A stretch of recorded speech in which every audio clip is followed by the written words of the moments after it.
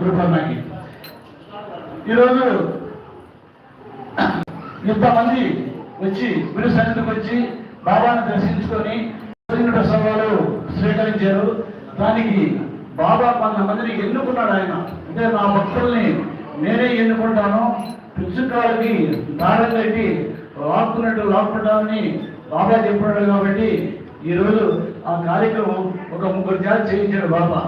ఈరోజే కాదు, గత 12 సంవత్సరాల నుంచి గురు పౌర్ణమ యొక్క ఉభయకర్తలుగా ఇంట్లో ఉన్నారు.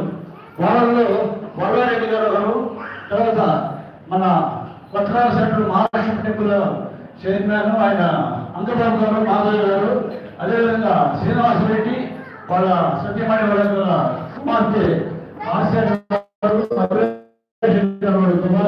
ఉంటారు.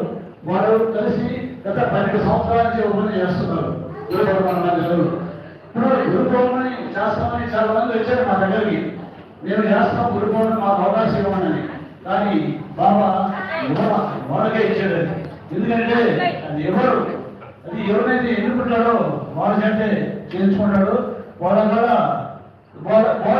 ఎవరు కూడా, ఎందుకంటే ఆ బంధం అనేది ముడిపడిపోయింది. కాబట్టి ఈరోజు ఆ కార్యక్రమం వాళ్ళ ఇంతమందికి భోజనాలు పెట్టించి కడగాల సాయినాథుని ఆయన యొక్క రూపాన్ని దివ్య స్వరూపాన్ని కడగాల మనం ఆనందంగా గురించిస్తూ ఈ విద్యుత్ అలంకరణతో పూర్వాలంకరణతో ఈ అన్నదాన కార్యక్రమంతో అత్యంత వైభవంగా దాదాపు ఈరోజు 4 లక్షల రూపాయల వేడి చేసి ఈ కార్యక్రమాన్ని దిగ్విజయంగా పూర్తి చేసిన ఉదయగంటలకి బాబా వాళ్ళకి వాళ్ళ కుటుంబ సభ్యులకి ఆయుర్వేదిక ఇవ్వాలని మనస్ఫూర్తిగా కోరుకుంటున్నాము.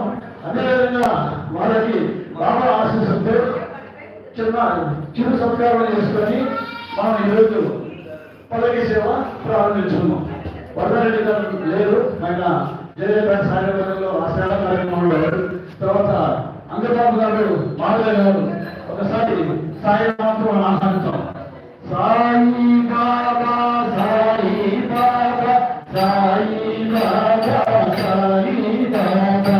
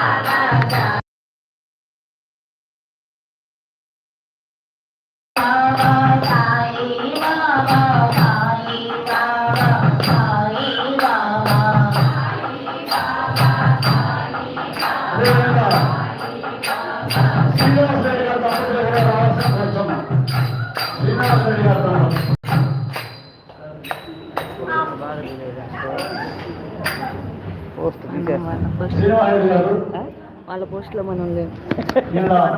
అమ్మాయి అమ్మాయి ప్రస్తుతం గడేదు అని ఎంతో భక్తి శ్రద్ధతో సంవత్సరం గురు పౌర్ణమి మామిడిలో కూడా ఆయన చేసుకుని బాబా ఆయనకి ఇచ్చిన అవకాశం. వాళ్ళకు కూడా ఒకసారి ప్రత్యేక ధన్యవాదాలు చెప్పుకుంటూ సాయి నామాలని వాళ్ళకు గడిచిన సన్మానం చేసుకున్నాం. సాయి